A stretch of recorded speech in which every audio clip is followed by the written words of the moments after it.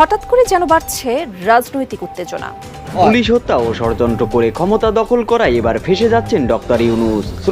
অর্থাৎ আমাদের 31শে ডিসেম্বর আমার দিকে তাকাও সহ 4 জনের শ্রম আইন লঙ্ঘনের অভিযোগে দায়ের করা মামলায় 6 মাসের কারাদণ্ডের রায় ঘোষণা করেছে।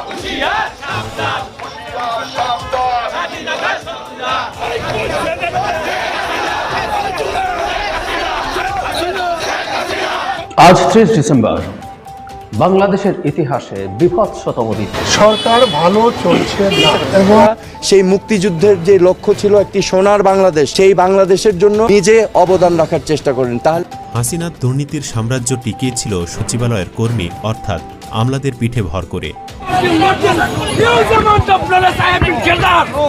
কি থাকবে জুলাই বিপ্লবের ঘোষণাপত্রে?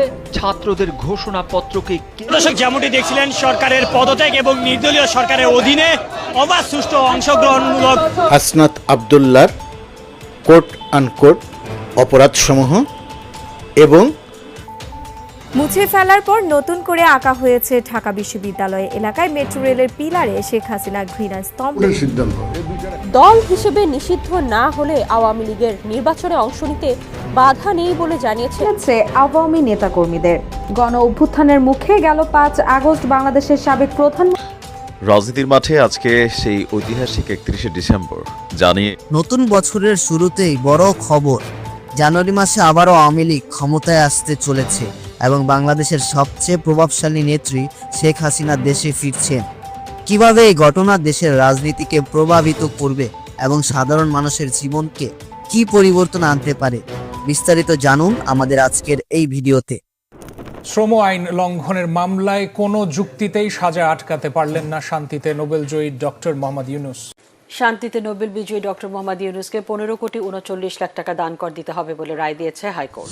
প্রফেসর ডক্টর মোহাম্মদ ইউনূস সহ 4 জনের শ্রম আইন লঙ্ঘনের অভিযোগে দায়ের করা মামলায় 6 মাসের কারাদণ্ডের রায় ঘোষণা করেছে আদালত। প্রফেসর ডক্টর মোহাম্মদ ইউনূস বাংলাদেশের প্রধান উপদেষ্টার কারণে যেন কোনো মামলা আইনের বাইরে এটা যেন না হয়, ওনার প্রভাব প্রতিপত্তি দেখিয়ে যেন মামলা প্রত্যাহার করা না হয়। পুলিশ হত্যা ও ষড়যন্ত্র করে ক্ষমতা দখল করায় এবার ফেঁসে যাচ্ছেন ডক্টর ইউনূস। শ্রমিক আইন লঙ্ঘন, কর ফাঁকি সহ একাধিক অভিযোগে ডক্টর ইউনূসের বিরুদ্ধে মামলা করেছেন দুদক। তবে কি গ্রেপ্তার হতে চলেছেন ডক্টর ইউনূস? শ্রম আইন লঙ্ঘনের যে অভিযোগ আনা হয়েছে, নোবেলজয়ী ডক্টর ইউনূস সহ 4 জনের বিরুদ্ধে তার প্রমাণ মিলেছে। তাই 6 মাস জেলের সাথে ডক্টর ইউনূস সহ 4 জনকে দেয়া হয় অর্থদণ্ড।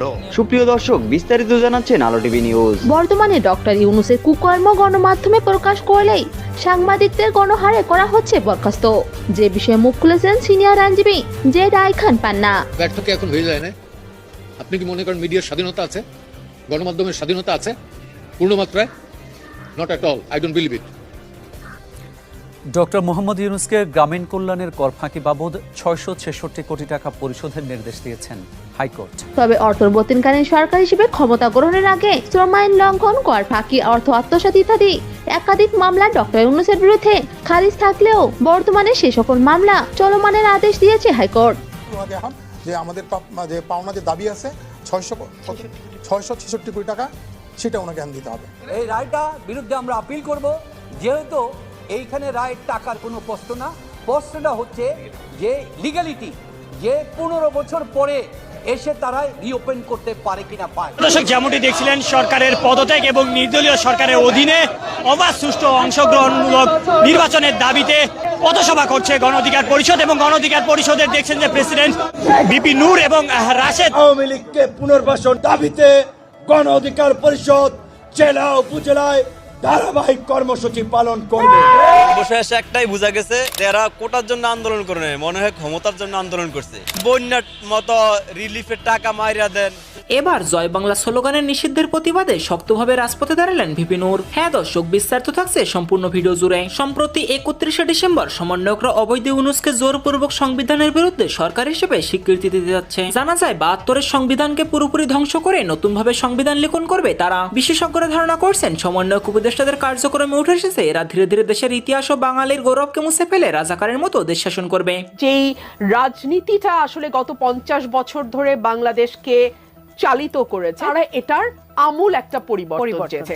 এবং যে কোনো আমূল পরিবর্তনের কথা যখন হয় তখন লন্ডভন্ড হবেই। অন্যদিকে গণ অধিকার পরিষদের চেয়ারম্যান ভিপি নূর বলছেন, আওয়ামী লীগকে উপদেষ্টারা যতটা দুর্বল ভাবছে বাস্তবে ততটাই ভয়ঙ্কর আওয়ামী লীগ। এরা যদি কোনোভাবে একবার পজিশন নেয় তাহলে পালাবার জন্য 10 মিনিটের সময় পাবে না এই উপদেষ্টারা।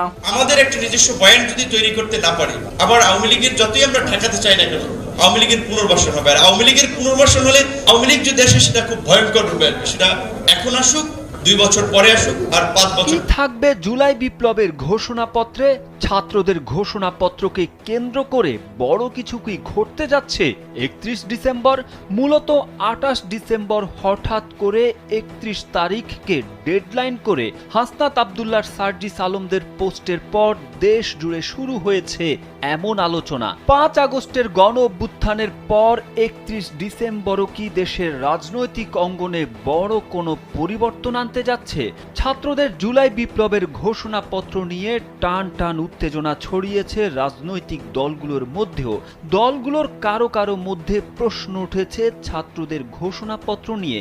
জুলাই বিপ্লবের ঘোষণাপত্রকে কেন্দ্র করে বিএনপি, জামায়াত সহ বর্তমানে দেশের সক্রিয় রাজনৈতিক দলগুলো কে কোন পক্ষে? ছাত্রদের ঘোষণাপত্র নিয়ে তারা কে কি ভাবছে তাই জানানোর চেষ্টা করব এই প্রতিবেদনে। 31 ডিসেম্বর মঙ্গলবার কেন্দ্রীয় শহীদ মিনারে জুলাই বিপ্লবের ঘোষণাপত্র দেবে বৈষম্য বিরোধী ছাত্র আন্দোলন। ছাত্রদের ঘোষণাপত্রকে হালকাভাবে নিতে পারছে না রাজনৈতিক দলগুলো।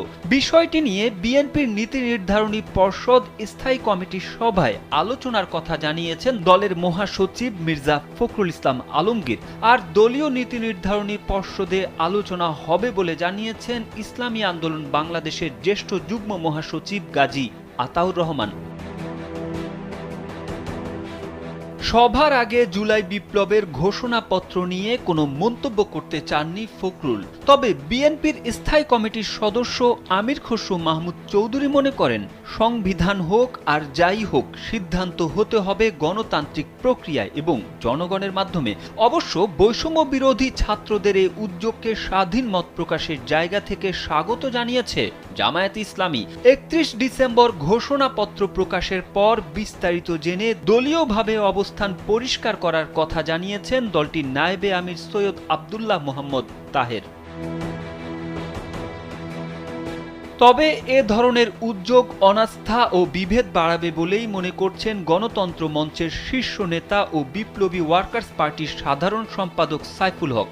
অন্যদিকে 72-এর সংবিধান বাতিলের মতো কিছু করা হলে তা গ্রহণযোগ্য হবে না বলে মনে করেন বাংলাদেশ কমিউনিস্ট পার্টির সাধারণ সম্পাদক রুহিন হোসেন প্রিন্স। এছাড়াও বৈষম্য বিরোধী ছাত্রদের এই উদ্যোগকে নৈতিকভাবে সমর্থন করেন বলে জানিয়েছেন আমার বাংলাদেশ পার্টির সদস্য সচিব মুজিবুর রহমান মঞ্জু। বৈষম্য বিরোধী ছাত্র আন্দোলনের জুলাই বিপ্লবের ঘোষণাপত্র নিয়ে বিএনপি সহ মূলধারার রাজনৈতিক দলগুলো এখনই পরিষ্কার কোনো মন্তব্য করতে চাইছে না। তবে ঘোষণাপত্র চূড়ান্ত করার আগে রাজনৈতিক দল ও অংশীজনের সঙ্গে আলোচনার প্রয়োজন ছিল বলে মনে করেন রাজনৈতিক দলগুলো। আলোচনা না করে হঠাৎ কোনো ঘোষণা বিভাজন তৈরি করবে বলে ধারণা তাদের। বড় দলগুলোর সাবধানী অবস্থানের মাঝেও কোনো দল ছাত্রদের এই উদ্যোগ কে নৈতিকভাবে সমর্থন করছে। তারেক আহমেদ, কালবেলা। সরকার ভালো চলছে না এবং যারা রাষ্ট্র চালায় তাদের অধিকাংশ লোককে ঝেঁটিয়ে বিদায় করে দেওয়া উচিত। আপনারা সেই মুক্তিযুদ্ধের যে লক্ষ্য ছিল একটি সোনার বাংলাদেশ, সেই বাংলাদেশের জন্য নিজে অবদান রাখার চেষ্টা করেন, তাহলে আমরা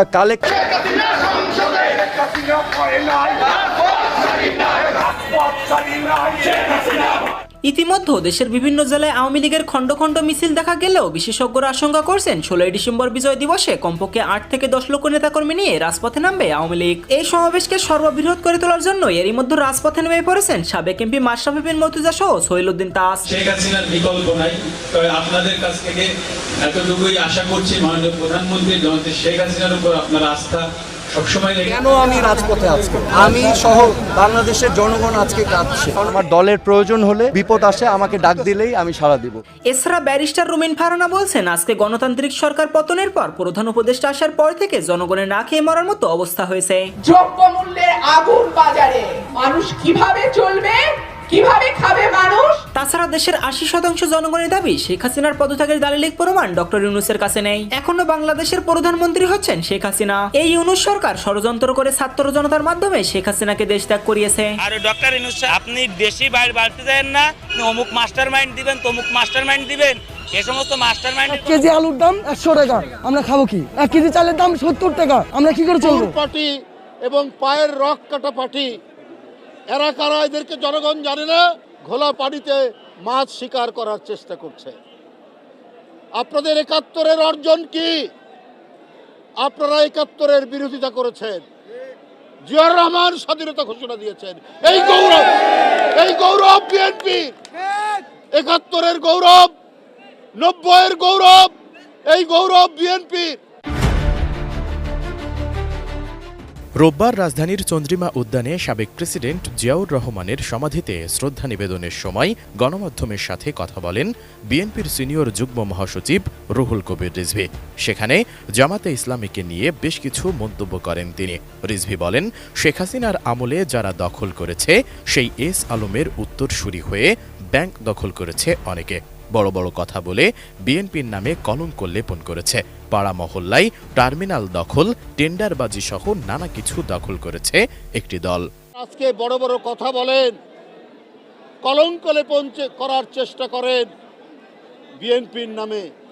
পাড়া মহল্লায়, জেলায় জেলায় অনেক টার্মিনাল দখল সহ, অনেক সিএনজি স্ট্যান্ড দখল সহ, অনেক টেন্ডার ভাগাভাগির মধ্যে আপনাদের লোকরা কি জড়িত নেই? আমি সেই রাজনৈতিক দলটিকে বলতে চাই, খুব নীরবে নিভৃতে সব কিছু অপকর্মের সাথে আপনারা জড়িত। জামাতকে উদ্দেশ্য করে রিজভী সে সময় আরও বলেন, আপনারা তো ইসলাম নিয়ে রাজনীতি করেন। ইসলাম মানে কি বারবার মুনাফিকি করা? ইসলাম মানে হচ্ছে অঙ্গীকার রক্ষা করা। বিএনপির সেই ঐতিহ্য আছে। বিএনপি যে অঙ্গীকার করে সেখান থেকে পশ্চাৎপদ অনুসরণ করে না। মুনাফিকি করা ইসলামের মর্ম বাণিত হচ্ছে, তুমি যে অঙ্গীকার করো সেই অঙ্গীকার তুমি রক্ষা করবে, এটাই তো ইসলামের মর্মবাণী। বন্ধুরা আমার, বিএনপির সেই ঐতিহ্যের পতাকা ধারণ করে, যে ঐতিহ্যের মধ্যে আছে জনগণের কাছে অঙ্গীকার থেকে বিন্দুমাত্র বিএনপি পশ্চাৎপসরণ করে না।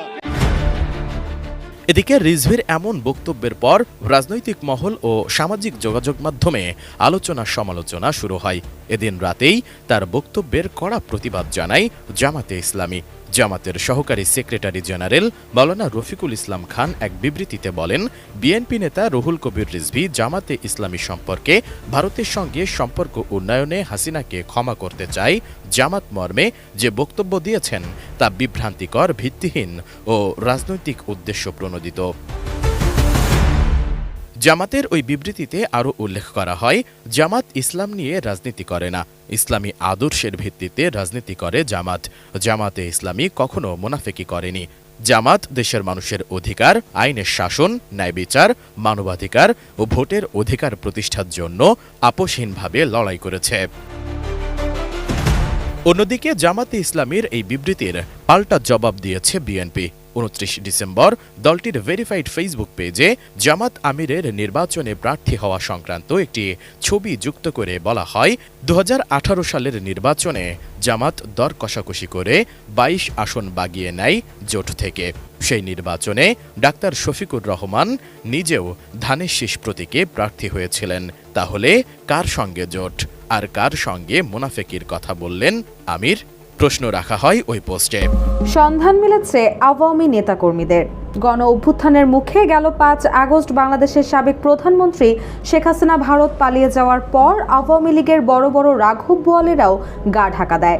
বিভিন্ন সূত্রে জানা গেছে, পালিয়ে যাওয়াদের মধ্যে কয়েকজন সাবেক মন্ত্রী ওবায়দুল কাদের, আসাদুজ্জামান খান থেকে শুরু করে বহু সিনিয়র নেতা কলকাতায় আশ্রয় নিয়েছেন। আওয়ামী লীগের সাধারণ সম্পাদক ও সাবেক সেতুমন্ত্রী ওবায়দুল কাদেরও শিলং দিয়ে ভারতে প্রবেশ করেন। জানা গেছে, পরিচিতদের ব্যবস্থাপনায় নভেম্বরের দ্বিতীয় সপ্তাহে কলকাতায় এসে আশ্রয় নিয়েছেন তিনি। সম্প্রতি কলকাতার নিউ টাউনের যে বিলাসবহুল সঞ্চিতা আবাসন থেকে সিলেট আওয়ামী লীগের 4 শীর্ষস্থানীয় নেতাকে মেঘালয় পুলিশ গ্রেপ্তার করে, সেই আবাসনেই সে সময় উপস্থিত ছিলেন আওয়ামী লীগের প্রেসিডিয়াম সদস্য জাহাঙ্গীর কবির নানক ও আওয়ামী লীগের সাংগঠনিক সম্পাদক শফিউল আলম চৌধুরী নাদেল। দুজনেই গত 4 মাস ধরে কলকাতাতে রয়েছেন। এদিকে গেল অক্টোবরে সামাজিক যোগাযোগ মাধ্যম ফেসবুকে একটি ছবি ভাইরাল হয়, যেখানে সাবেক স্বরাষ্ট্রমন্ত্রী আসাদুজ্জামান খান দলবল সহ নুরতাজে অর্ডার করে জিতে নিন গাড়ি, বাইক, আইফোন সহ কোটি টাকার পুরস্কার। অর্ডার করতে ভিজিট করুন nurtaj.com। নিউ টাউনের ইকো পার্কে ঘোরাফেরা করছেন। তার সঙ্গে ছিলেন এমপি অসীম কুমার উকিল, তার স্ত্রী অপু উকিল এবং হাজি সেলিমের এক ছেলে। তবে বর্তমানে আসাদুজ্জামান কোথায় অবস্থান করছেন তা এখনো নিশ্চিত করা যায়নি। অন্যদিকে সিলেটের স্বেচ্ছাসেবক লীগের সভাপতি আফসার আজিজ ও সাধারণ সম্পাদক দেবাংশু দাস মিঠুও কলকাতায় রয়েছেন বলে জানা গেছে। এদিকে একটি সূত্র নিশ্চিত করেছে, শেখ হাসিনার আত্মীয় মাদারীপুর 1 আসনের সাবেক এমপি নুরি আলম চৌধুরী লিটন কলকাতায় রয়েছেন। এছাড়াও বিভিন্ন জেলার ইউনিয়ন পরিষদের অনেক চেয়ারম্যানও কলকাতায় রয়েছেন। সুনামগঞ্জের এক ইউপি চেয়ারম্যানও কলকাতায় আছেন বলে জানা গেছে। আওয়ামী লীগের নেতারা সচরাচর বাইরে গেলে সঙ্গী পরিবেষ্টিত হয়েই ঘোরেন। তবে বর্তমানে খুব সতর্কতার মধ্যে তারা রয়েছেন বলে তাদের ঘনিষ্ঠ মহল জানিয়েছে। নিজেদের মধ্যে যোগাযোগ থাকলেও মোবাইল ব্যবহারের ক্ষেত্রেও তারা বেশ সতর্ক। তবে পালিয়ে আসা নেতারা কেউই কলকাতার কোনো হোটেলে থাকছেন না, থাকছেন খানিকটা আড়ালে, কলকাতা লাগোয়া রাজারহাট নিউ টাউনের বিভিন্ন আবাসনে। জানা গেছে, প্রবাসী বাংলাদেশিদেরও বেশ কিছু ফ্ল্যাট ভাড়া নেওয়া হয়েছে এই সব এলাকায়। প্রবাসী বাংলাদেশের ব্যবসায়ী আখতারুজ্জামান শাহিনের ভাড়া নেওয়া সঞ্চিতা আবাসনের একটি ফ্ল্যাটেই গেল মে মাসে খুন হয়েছিল এমপি আনোয়ারুল আজিম আনার। এদিকে কতজন আওয়ামী লীগ নেতা কলকাতায় রয়েছেন সে সম্পর্কে কোনো তথ্য পুলিশের কাছে নেই। তবে পুলিশ নজর রাখছে রাজারহাট নিউ টাউনের ফ্ল্যাটে আসা নতুন অতিথিদের ওপর। স্থানীয় রাজনৈতিক সূত্রের খবর, আওয়ামী নেতাদের আশ্রয়ের ব্যাপারে তারা বা প্রশাসন কোনো ঝামেলা চান না, তাই তারাও। এই আমার দিকে তাকাও। এই তুমি কি বাংলাদেশি? তুমি কি বাংলাদেশি? তোমার হাতে যেটা, এটা কি ড্রাগস? কি তাহলে? অ্যাডোনক্স। এটা কি করে? অ্যাডোনক্স দিয়ে কি করে? হ্যাঁ, অ্যাডোনক কিসের জন্য ব্যবহার করা হয়? কি জন্য ব্যবহার করে বলো? যদি ড্রাগস খাই পাই না নি, যদি তুমি এডিক্ট খাইবো যে এডিক্ট নাই শেষ। বেশি খাইলে যখন বেশি এডিক্টেড হয়ে যাবে তখন এটা খেলে। আচ্ছা, আপনারা এই সম্পর্কে ধারণা আছে? এই পাউডার সম্পর্কে আপনাদের কারো ধারণা আছে? এই মাত্র এই প্রথম। যাক, এই প্রথম না? তো যাক, আপনাদের বিশেষ ধন্যবাদ। অধিনায়ক মহোদয়ের পক্ষ থেকে আপনাদের অসংখ্য ধন্যবাদ জ্ঞাপন করছেন। ঠিক আছে। হাসিনার দুর্নীতির সাম্রাজ্য টিকিয়েছিল সচিবালয়ের কর্মী অর্থাৎ আমলাদের পিঠে ভর করে। যখনই বিপ্লবীরা হাসিনার অপকর্ম, চুরি, লুটপাট, দুর্নীতির বিরুদ্ধে তদন্ত শুরু করল, তখনই সচিবালয়ে ঘাপটি মেরে থাকা হাসিনার দালালেরা বিভিন্ন অপকর্মের ফাইলগুলোকে আগুনে পুড়িয়ে দিল। একথা নিশ্চিত করে বলা যায়, আমলারা ছাড়া সচিবালয়ে কেউ আগুন দেয়নি।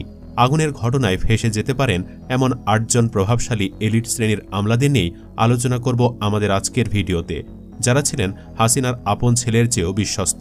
চলুন একে একে দেখে নেওয়া যাক ফেঁসে যাচ্ছেন কারা এই 8 আমলা। নাম্বার 1, মোহাম্মদ মুসলিম চৌধুরী। সচিবালয়ে আগুন লেগেছে, পুড়ে গেছে আর্থিক প্রতিষ্ঠান বিভাগ দপ্তর, আর এই দপ্তরের সাথে যুক্ত ছিলেন মোহাম্মদ মুসলিম চৌধুরী। জানলে অবাক হবেন, অন্তর্বর্তীকালীন সরকারও অবসরে যাওয়া মুসলিমকে পদায়ন করে নতুন করে নিয়োগ দিয়েছে। মোহাম্মদ মুসলিম চৌধুরী সাবেক অর্থ সচিব এবং সরকারের সাবেক প্রধান হিসাব নিরীক্ষক ও নিয়ন্ত্রক অর্থাৎ সিএজি ছিলেন। নভেম্বরে তাকে রাষ্ট্রায়ত্ত সোনালী ব্যাংকের চেয়ারম্যান পদে 3 বছরের জন্য চুক্তিতে নিয়োগ দেওয়া হয়েছে। মুসলিম চৌধুরী অর্থ বিভাগের সচিব থাকাকালে রিজার্ভ চুরি হয়। এছাড়া সিএজি হিসেবে দায়িত্ব পালন করায় তার স্বাক্ষর ছাড়া সরকারের কোনো ধরনের তহবিল ছাড় করা সম্ভব ছিল না। অর্থাৎ শেখ হাসিনা সরকারের দুর্নীতির দায় তিনি এড়াতে পারেন না।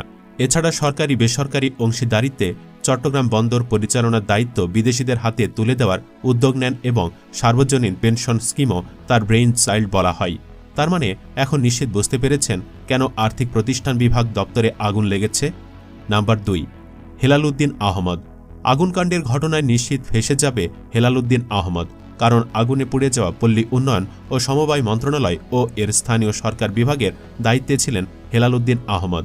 সচিবালয়ে থাকা তার আমলনামা নষ্ট করতে এই আমলা জড়িত থাকতে পারেন, কারণ এই হেলাল উদ্দিন আহমদ ছিলেন হাসিনা সরকারের ভোট কারচুপির আরেকজন যোদ্ধা।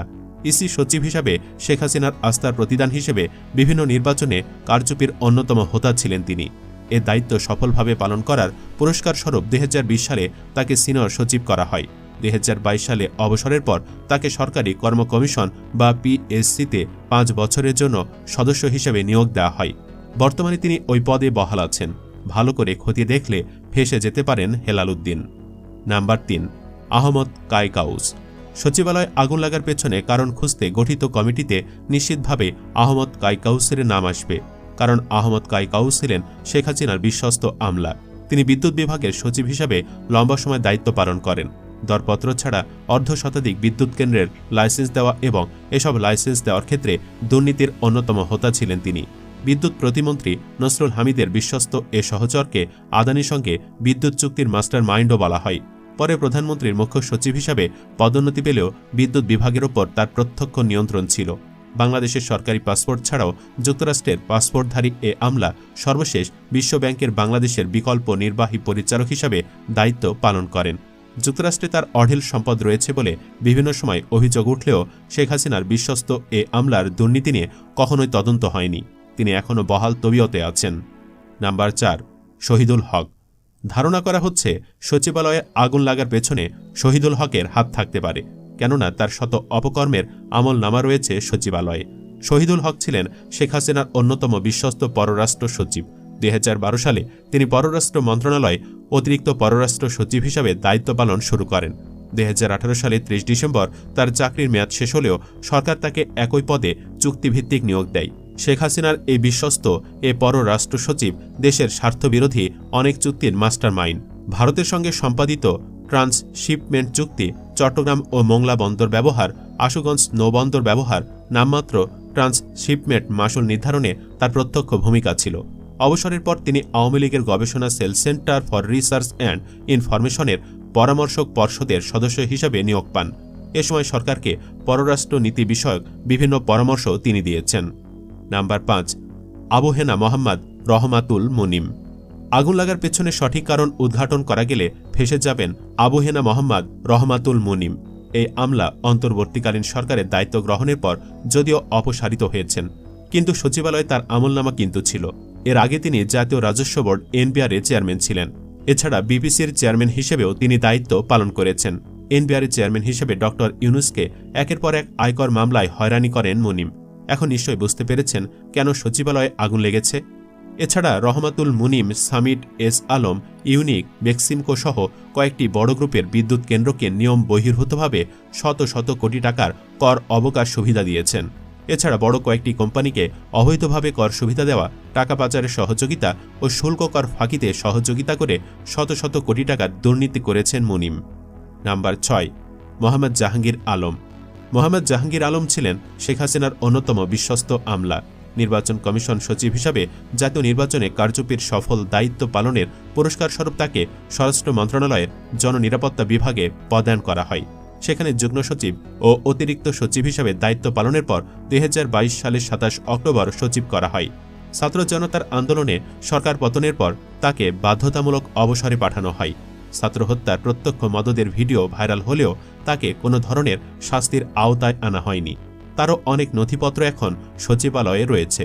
আমি নিশ্চিত মোহাম্মদ জাহাঙ্গীর আলমকে গ্রেফতার করে ডিম থেরাপি দিলে আগুন কাণ্ড সম্পর্কে গুরুত্বপূর্ণ কিছু তথ্য পাওয়া যাবে। নাম্বার 7, কবির বিন আনোয়ার।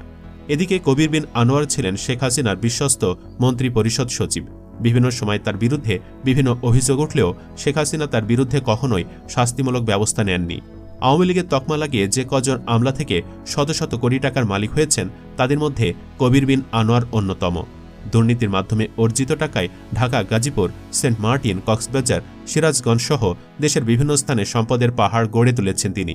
এছাড়া প্রধানমন্ত্রীর কার্যালয়ের মহাপরিচালক ও A2I এর প্রকল্প পরিচালক থাকাকালে তার আত্মীয় স্বজনদের ঠিকাদারি ব্যবসার সঙ্গে সম্পৃক্ত করেছেন কবির বিন আনোয়ার। তাদের মাধ্যমে তিনি বিভিন্ন প্রকল্পের নামে অর্থ বরাদ্দ নিয়ে অঢেল সম্পদের পাহাড় গড়েছেন। এসব দুর্নীতি পুঙ্খানুপুঙ্খরূপে তদন্ত হলে ফেঁসে যাবেন কবির বিন আনোয়ার। বিষয়টি নিশ্চয়ই জানেন এই দুর্নীতিবাজ আমলা, আর এজন্য সচিবালয়ের নথি পড়াতে আনোয়ার যে অংশ নেয়নি সে গ্যারান্টি কে দিবে? নাম্বার ৮, আব্দুর রৌফ তালুকদার। আব্দুর রৌফ তালুকদার ছাত্র জনতার আন্দোলনে সরকার পতনের পর গভর্নরের পদ থেকে পদত্যাগ করেন। ঋণখেলাপির নানা সুযোগ দেওয়া, কেন্দ্রীয় ব্যাংকের শৃঙ্খলা নষ্ট করা, রিজার্ভকে রেকর্ড উচ্চতা থেকে তলানিতে নিয়ে আসা, রিজার্ভের হিসাব নিয়ে লুকোচুরি, কেন্দ্রীয় ব্যাংকে সাংবাদিকদের প্রবেশে নিষেধাজ্ঞা, বেসরকারি ব্যাংকগুলোয় নিরীক্ষা কার্যক্রম প্রায় বন্ধ করে দেওয়া সহ নানা অভিযোগ রয়েছে এ আমলার বিরুদ্ধে। এর আগে তিনি সাবেক অর্থ সচিব হিসেবেও বিতর্কিত ভূমিকা রাখেন। আগুন লাগার পেছনে আব্দুর রৌফ তালুকদারের দায় রয়েছে কিনা তা অবশ্যই খতিয়ে দেখতে হবে।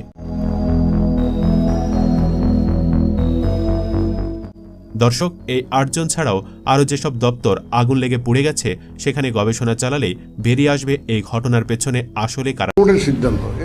দল হিসেবে নিষিদ্ধ না হলে আওয়ামী লীগের নির্বাচনে অংশ নিতে বাধা নেই বলে জানিয়েছেন প্রধান নির্বাচন কমিশনার AMM নাসিরউদ্দিন। তিনি বলেন, আওয়ামী লীগ যেহেতু নিবন্ধিত রাজনৈতিক দল, তাই রাজনৈতিকভাবে বা আদালত নিষিদ্ধ না করলে নির্বাচনে আসতে কোনো বাধা নেই। সুষ্ঠু ও গ্রহণযোগ্য নির্বাচন করতে কমিশন বদ্ধপরিকর। সোমবার সকালে চট্টগ্রাম সার্কিট হাউসে ভোটার তালিকা হালনাগাদ ও ত্রয়োদশ জাতীয় সংসদ নির্বাচন উপলক্ষে আয়োজিত মত বিনিময় সভায় সাংবাদিকদের প্রশ্নের জবাবে তিনি কথা বলেন। সিইসি বলেন, এখন নির্বাচন কমিশন সম্পূর্ণ স্বাধীন। ডানের, বামের বা বহির্বিশ্বের কোনো চাপ নেই। এখন আমরা বিবেকের চাপে আছি। আমরা ভোটারদের আস্থাহীনতা দূর করব। এজন্য বাড়ি বাড়ি যাব। 6 মাসের মধ্যে এই কাজ শেষ করব। ভোটার তালিকা থেকে যারা বাদ পড়ে গেছে তাদের অন্তর্ভুক্ত করব। বিগত নির্বাচন কমিশনকে শাস্তির আওতায় আনার চিন্তাভাবনা আছে কিনা জানতে চাইলে তিনি বলেন, এটা নির্বাচন সংস্কার কমিশনের বিষয়। আমরা ওনাদের সুপারিশনামা এখনো পাইনি, তবে আমাদের কমিশনের পক্ষ থেকে এ ধরনের কোনো চিন্তা করা হচ্ছে না। প্রধান নির্বাচন কমিশনার বলেন, আপনাদের বলতে চাই, এবারের নির্বাচন আগের মতো হবে না। এজন্য আমাদের সর্বোচ্চ চেষ্টা থাকবে। এজন্য সবার সহযোগিতা লাগবে। গণঅভ্যুত্থানের মুখে ক্ষমতাচ্যুত আওয়ামী লীগ আগামী নির্বাচনে অংশ নিতে পারবে কিনা তা নিয়ে রাজনীতির মাঠে নানা আলোচনা চলছে। বাংলাদেশে গণ আন্দোলনে নেতৃত্ব দেয়া ছাত্ররা বিভিন্ন সংস্কার করে অনুষ্ঠিতব্য আগামী নির্বাচনে আওয়ামী লীগকে সুযোগ না দেওয়ার কথা বলছে।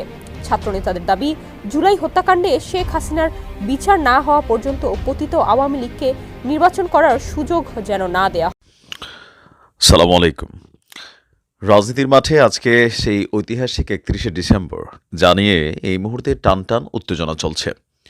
রাতভর নানান নাটকীয়তা, সরকারের হুট করে এসে আপনার সেই ঘোষণাপত্র যেটা ছিল ছাত্রদের আজকে প্রকাশ করার কথা, তো সেইটা সরকার প্রকাশ করবে দায়িত্ব নিয়েছে।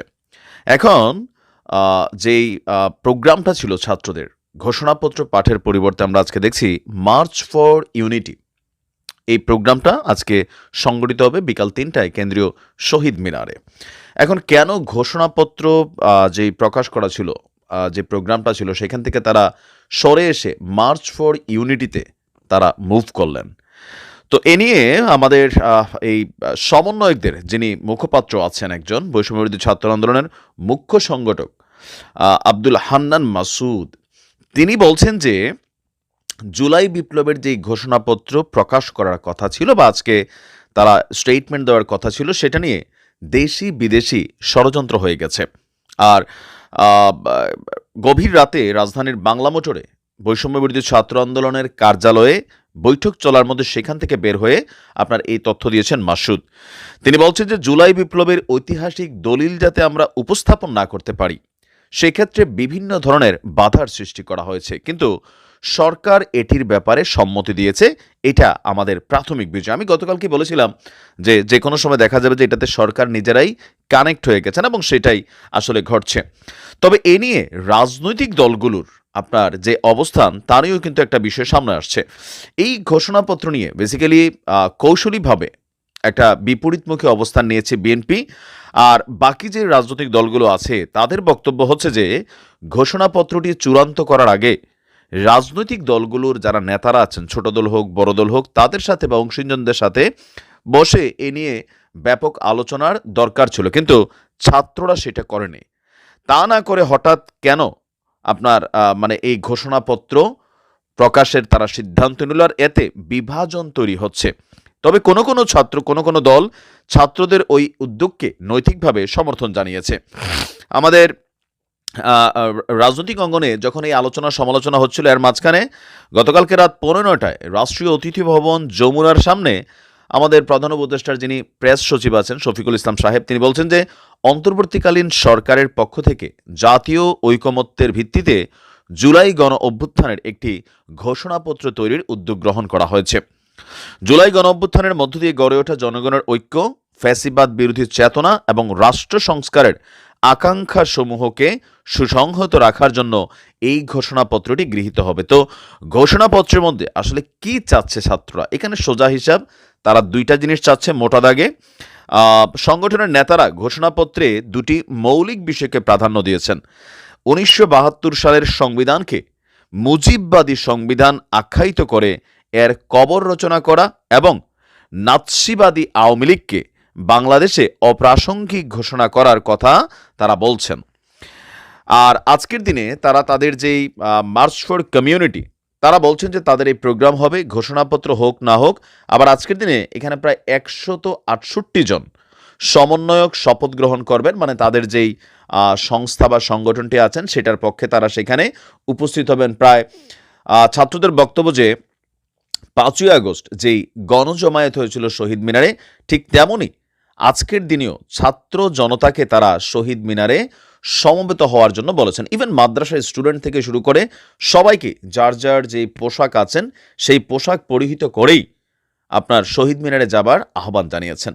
তো এই যে অবস্থানটা থেকে সরে আসলো সরকার, হুট করে যে সিদ্ধান্ত নিয়ে ছাত্রদের ঘোষণাপত্রটা তারা ঘোষণা করবে সিদ্ধান্ত নিল, এতেও আলোচনা সমালোচনা চলছে। তবে আমাদের ছাত্রদের বক্তব্য যে তাদের যে ইউনিটিটা ছিল সেটা ভেঙে যায়নি, আর সেই ইউনিটিটাকেই আরও একবার নিজেদের শক্তিকে অথবা নিজেদের যে সামর্থ্য আছে সেইটাকে প্রকাশ করার জন্য কিন্তু এই মার্চ ফর ইউনিটিটা আসলে জরুরি সমন্বয়কদের জন্য। কারণ অনেকেই ভাবছে যে তাদের মধ্যে বিভাজন হয়েছে, পদপদবি নিয়ে নানান ধরনের অ্যাক্টিভিটিস হয়েছে, বিভিন্ন জায়গায় সমন্বয়করা কিছু কিছু সমন্বয়ক তারা বিভিন্ন ধরনের অপকর্মেও জড়িত হয়েছেন, যাদের কারণে আবার বিভাজনের অংশটাও একটু বড় আকার ধারণ করেছে।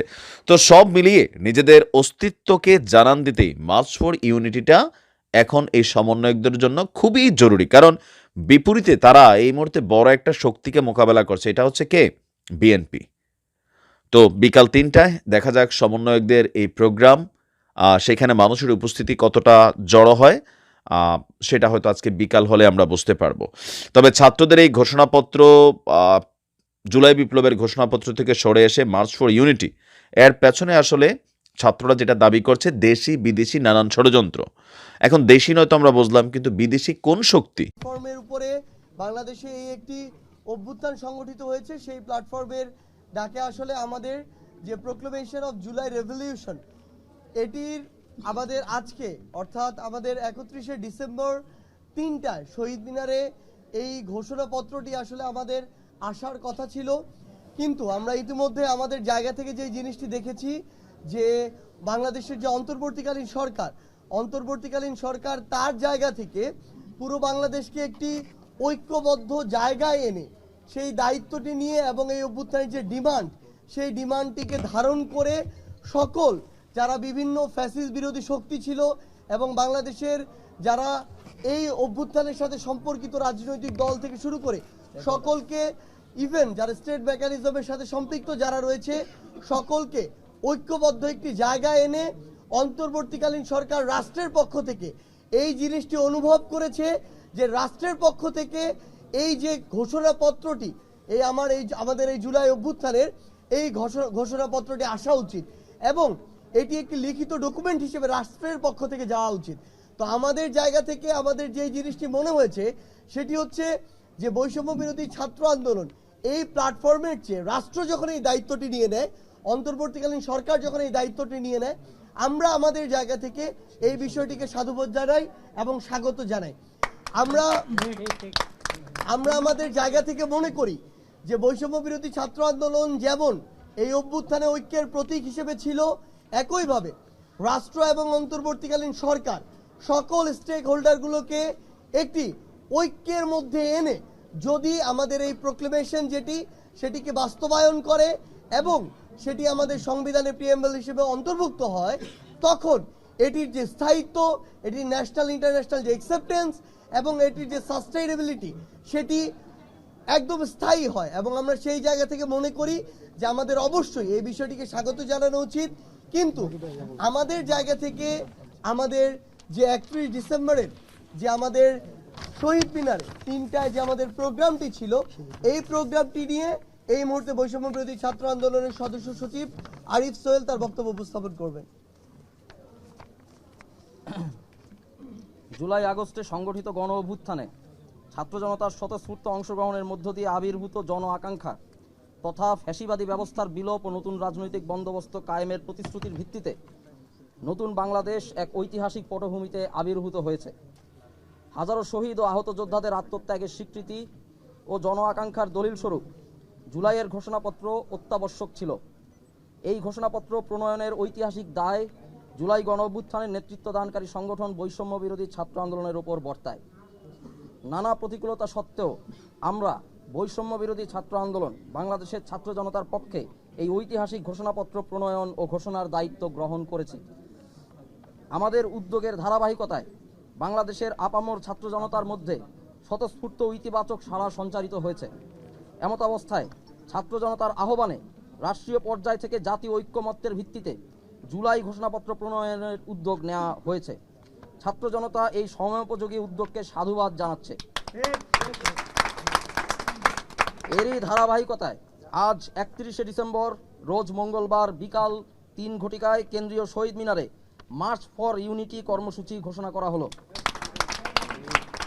বাংলাদেশের আপামর জনসাধারণের প্রতি আমাদের উদাত্ত আহ্বান, আপনারা যে উদ্দীপনায় সংগঠিত হয়েছেন তারই ধারাবাহিকতা বজায় রেখে আগামীকালের কর্মসূচিতে স্বতঃস্ফূর্তভাবে অংশগ্রহণ করবেন। বার্তা প্রেরক বৈষম্য বিরোধী ছাত্র আন্দোলন। 31 ডিসেম্বরই শুরু হবে সকাল থেকে। 31 ডিসেম্বর বিকাল 3টায় শহীদ মিনার। জি আজকে আচ্ছা, বিকাল 3টায় সারা দেশে যে মানুষজন আসছে তাদের নিয়ে যে ঘোষণাপত্রের কথা আপনারা বলেছেন, সেই ঘোষণাপত্রে সরকার কত তারিখের মধ্যে সরকার প্রকাশ করবে এবং সেখানে আপনারা যেটা বলেছেন যে মুজিববাদী সংবিধানের কবর দিতে আপনারা চান, ওই বিষয়টার রিফ্লেকশন কতটা হবে? আমরা গণ অভ্যুত্থানে অংশগ্রহণকারী সকল পক্ষ মতের নিজস্ব প্রস্তাবনা থাকতে পারে, নিজস্ব মতামত থাকতে পারে, আমাদের আছে, আরও অনেকের থাকতে পারে। যেহেতু নেতৃত্ব দানকারী হিসেবে বৈষম্য বিরোধী ছাত্র আন্দোলন একটি মঞ্চ হিসেবে, আন্দোলনের মঞ্চ হিসেবে আবির্ভূত হয়েছে, তাই আমরাই এই জুলাই গণ অভ্যুত্থানের ঘোষণাপত্র প্রণয়নের উদ্যোগটি নিয়েছি। তার পরিপ্রেক্ষিতে ঘোষণাপত্র যেহেতু রাজনৈতিকভাবে গণ অভ্যুত্থানে অংশগ্রহণকারী সকলকে এখানে অংশগ্রহণ থাকতে হবে এবং সরকারের পক্ষ থেকে হতে হবে, সেটা আমরা আদায় করতে পেরেছি, অর্থাৎ শেষ পর্যন্ত তা হচ্ছে। আমরা যারা অভ্যুত্থানে অংশগ্রহণ করেছি সকলে বিপ্লবী হিসেবে স্বীকৃতি পেতে যাচ্ছি। সেই জায়গা থেকে আমরা আগামীকালকে মার্চ ফর ইউনিটি ঘোষণা করেছি। আমরা সবাই ঐক্যবদ্ধ হব আমাদের যে জাতীয় ঐক্যমতের ভিত্তিতে। জি,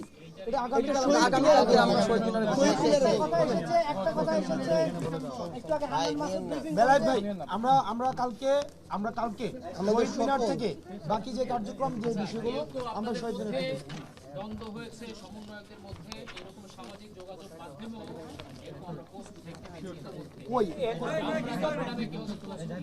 কোথায় আপনি কাকে এখানে দেখছেন না? আপনাদের সমন্বয়কদের মধ্যে কোনো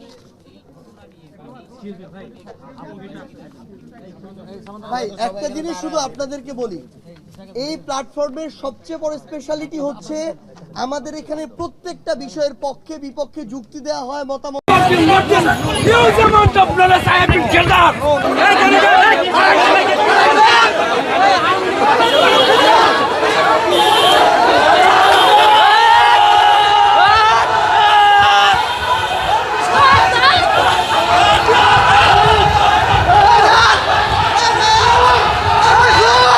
আমি ব্যাপারটা আপনার কাছে শুনলাম এখন, আমি তো ওই জায়গাটা ছিলাম না, আমি আপনার কাছে যার কথা শুনলাম আমি একটু আমার কর্তৃপক্ষকে জানাই।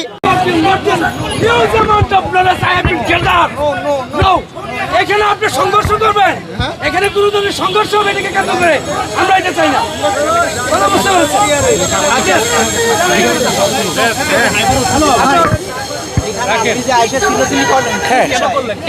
এখানে এখানে কোনো গ্যাদারিং করতে পারবেন না আপনারা, এখানে কোনো সমস্যা সমাধান করতে পারবেন জানেন কিন্তু আপনারা please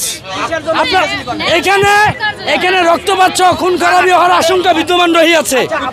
let me finish the report. আমি কি বলতেছি আপনি আমার কথা শুনেন, আপনি কেমন বলতেছি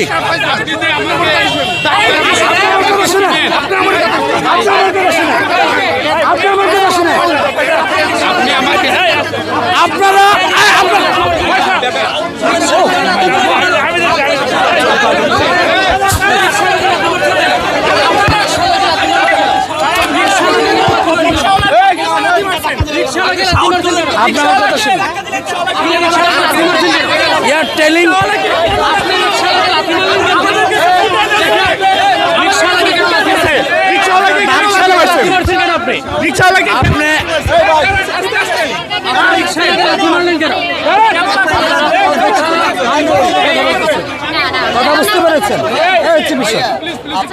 আপনারা ইন্টারভিউ নেবেন, অবশ্যই ইন্টারভিউ নেবেন।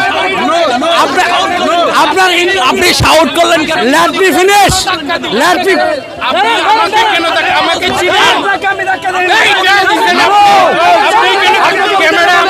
আমার ক্যামেরা ও মাই গড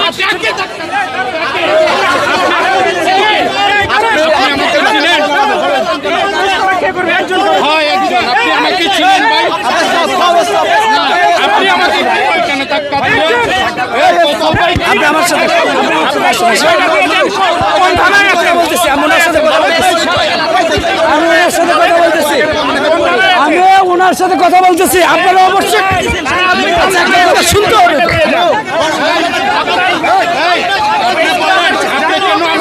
দিলেন এখানে ভাই বলবেন আপনি আমাকে এখানে ধাক্কা দিচ্ছেন কেন? না আমি আপনাকে আমি চিনি না।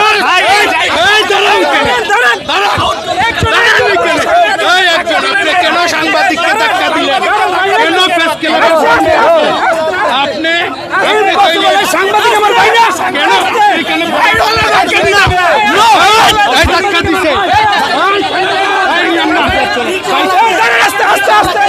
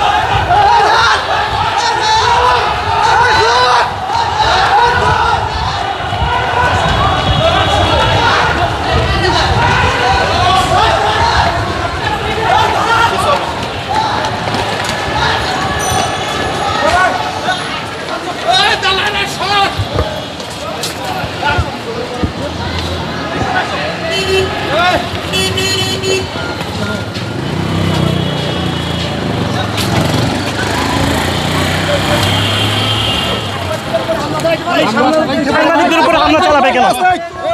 আস্তে আস্তে প্লিজ ভাইয়া স্যার আছে, স্যার কথা বলবে, স্যার কথা বলবে, এই কে কথা বলে নেই। আচ্ছা এই আচ্ছা আমরা নিরে রিকশাওয়ালার মাঝে কেন লাথি মারছে? প্লিজ প্লিজ মেহেদি ভাই একজন বলো, একজন বলো ভাই, একজন বলো। একজন লোক সাতক্ষীরা থেকে এসেছে, সে প্রেস ক্লাবের সামনে নিজের গায়ে পেট্রোল ঢেলে দিচ্ছে। এর আগে কওমি মাদ্রাসার দুই গ্রুপ আমরা ধরে নিচ্ছি, একটা পক্ষ আরেকটা পক্ষকে বিভিন্ন উল্টাপাল্টা ক্যাপশন দিয়ে ফেসবুকে লাইভ করতেছে। এদিকে কওমি শিক্ষার্থীরা ওই ছাত্রলীগকে ধরছে, ওইদিকে চলতেছে টানা হেসরা।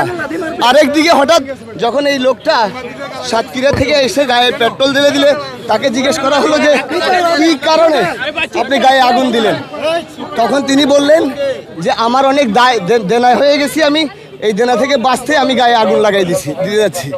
এর ভিতরে এই ভদ্রলোক সহ সবাই ওইখানে দাঁড়ানো, সাংবাদিকরা ওই লোকের সাক্ষাৎকার নিচ্ছে।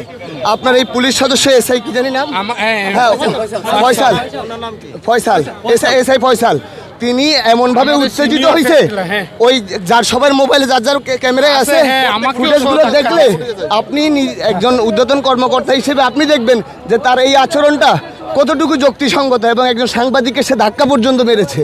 আমার কথা হচ্ছে এর আগে এই যে এই লোকের সামনে রিক্সাওয়ালাকে সে একটা লাথি মেরেছে।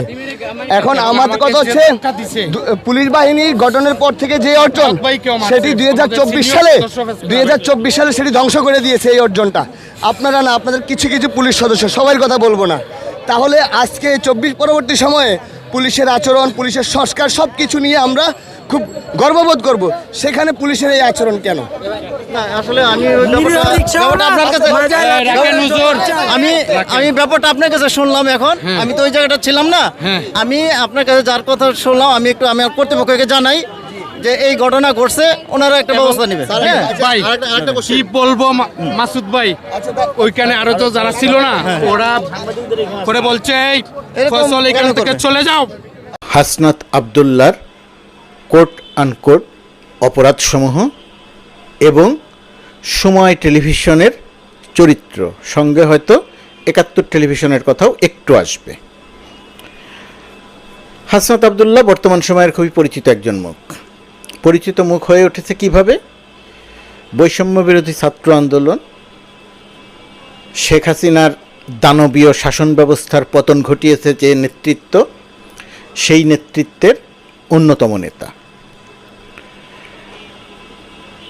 1 থেকে 1,500 মানুষকে শেখ হাসিনা হত্যা করেছে। এই 1 থেকে 1,500 মানুষের ওই হত্যাকারীর তালিকায় একজন হাসনাত আব্দুল্লাহ খুব স্বাভাবিকভাবেই থাকতেই পারত।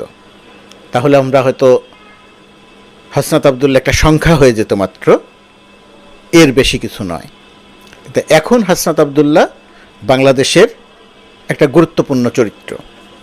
এই হাসনাত আব্দুল্লাহ এখন নতুন করে আলোচনায় এসেছে, সমালোচনায় পড়েছে যে সময় টেলিভিশনের 5 জন সাংবাদিকের চাকুরিচ্যুত করা হয়েছে। সেই চাকুরিচ্যুতের পেছনে হাসনাত আব্দুল্লাহ ভূমিকা রেখেছেন। ঘটনাটা একটু জটিল, আপনারা ইতিমধ্যেই নানা রকমের বিষয়গুলো লক্ষ্য করেছেন। এই হাসনাত আব্দুল্লাহর প্রসঙ্গটি আসার আগে সময় টেলিভিশনের মালিকানা এবং চরিত্রটা একটা বোঝা দরকার।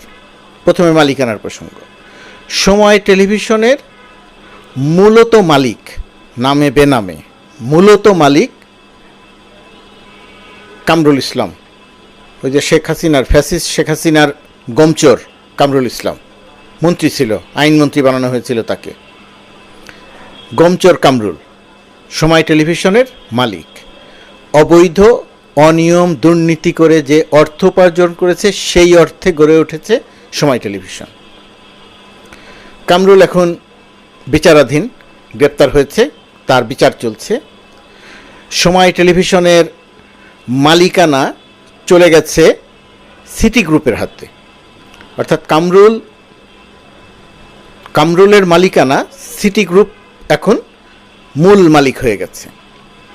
সিটি গ্রুপ মালিক হয়ে গেল কামরুলের আরেক ভাই, ধুরন্ধরেরা কামরুলের আরেক ভাই মোর্শেদুল ইসলাম এখনও সময় টেলিভিশনের সঙ্গে রয়ে গেছে। এখন মূলত মালিক বলতে সিটি গ্রুপ। এখন সিটি গ্রুপ মালিক হওয়ার ফলে এখন যেটা হয়েছে যে হাসনাত আব্দুল্লাহরা কয়েকজন সিটি গ্রুপের মালিকের সাথে দেখা করেছেন। সিটি গ্রুপ সময় টেলিভিশন কি করেছে? সময় টেলিভিশনের চরিত্রটা আসবো। সময় টেলিভিশন মূলত মানুষের চরিত্র হনন করেছে, রাজনীতিবিদদের চরিত্র হনন করেছে, বিরোধী দলের চরিত্র হনন করেছে। হাসনাত আব্দুল্লাহরা যখন আন্দোলন করেছে তখন তাদের চরিত্র হনন করেছে, তাদের নাশকতাকারী বলেছে, তাদের সন্ত্রাসী বলেছে। এবং এই ধরনের সংবাদ, তারা এই ধরনের টকশো তারা প্রচার অব্যাহত রেখেছে এখনও কৌশলে। এই গত কয়েকদিনের তাদের টকশোগুলো লক্ষ্য করে দেখবেন, এই সরকারকে যাচ্ছে তাই রকমের গালিগালাজ করা হচ্ছে সময় টেলিভিশনের পর্দায়। গালিগালাজ বলতে সরাসরি হয়তো ওই গালিগালাজ নয়, কিন্তু অত্যন্ত আপত্তিকরভাবে সমালোচনা করা হচ্ছে। সমালোচনা কোনো সমস্যা না, কিন্তু অত্যন্ত আপত্তিকরভাবে সময় টেলিভিশন বর্তমান সরকারকে বিতর্কিত করার একটা চেষ্টা করছে। বর্তমান সরকারের বিরুদ্ধে প্রপাগান্ডার অংশ এখনও সময় টেলিভিশন, বিশেষ করে তাদের টকশোগুলোতে। আর বৈষম্য বিরোধী ছাত্র আন্দোলনের নেতৃবৃন্দকে কৌশলে যে কোনোভাবে বিতর্কিত করার একটা প্রকল্প নিয়েছে সময় টেলিভিশন। তো আগের 5 আগস্টের আগের সময় টেলিভিশনের কর্মকাণ্ড, অপকর্ম এবং পরবর্তী কর্মকাণ্ড, এতে বৈষম্য বিরোধী ছাত্র আন্দোলনের নেতৃত্বের ভেতরে একটা বিক্ষুব্ধতা তৈরি হয়েছে, খুব স্বাভাবিক। যারা রক্ত দিয়ে গণ অভ্যুত্থান সংগঠিত করেছে, বিপ্লব সংগঠিত করেছে, তারা যখন বিপ্লব করছিল, তারা যখন গণ অভ্যুত্থান করছিল, রাস্তায় যখন তাদেরকে গুলি করে হত্যা করা হচ্ছিল, আর সময় টেলিভিশন তাদেরকে তখন বলছিল নাশকতাকারী, সন্ত্রাসী, সরকারের পক্ষ নিয়ে। সময় টেলিভিশন একজন আরেকজন ছিলেন জোবায়ের, মূল নাটের গুরু, সকল অপকর্মের প্রধানতম ব্যক্তি। সে কিন্তু নিরাপদে গা ঢাকা দিয়েছে, নিরাপদে চুপচাপ আছে, সরে গেছে। এখন হাসনাত আবদুল্লাহরা যখন বর্তমান সময়ের এইরকম একটা অবস্থার মধ্যে আছেন, তখন হাসনাত আবদুল্লাহ সিটি গ্রুপের মালিকের সঙ্গে দেখা করেছেন, এমডির সঙ্গে দেখা করেছেন, মিস্টার হাসান। কি আলোচনা হয়েছে সেটা আমরা জানি না। সিটি গ্রুপের মালিক পক্ষ থেকে বলা হয়েছে, মোর্শেদুল ইসলাম সময় টেলিভিশনের পক্ষ থেকে বলা হয়েছে, হাসনাত আবদুল্লাহ 10 জন সাংবাদিকের একটি তালিকা দিয়েছেন, সেই তালিকা অনুযায়ী তারা 5 জনকে চাকরিচ্যুত করেছে। এটা প্রথম সংবাদ আসে।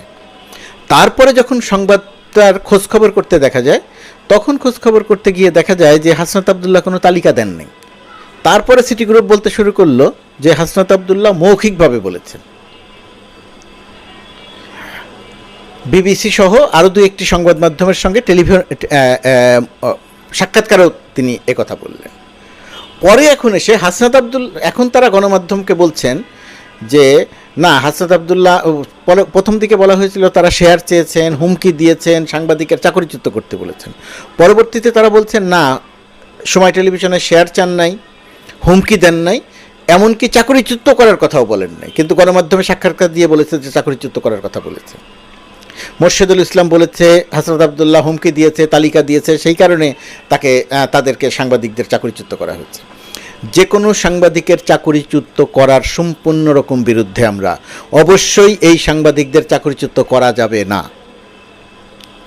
গতকালকে হাসনাত আবদুল্লাহ পরিষ্কার করে বলেছেন যে এই চাকরিচ্যুত করার সঙ্গে তার কোনো সম্পর্ক নাই, এবং তিনি এও বলেছেন যে অবিলম্বে এই চাকরিচ্যুত করা 5 জন সাংবাদিককে পুনর্বহাল করা হোক।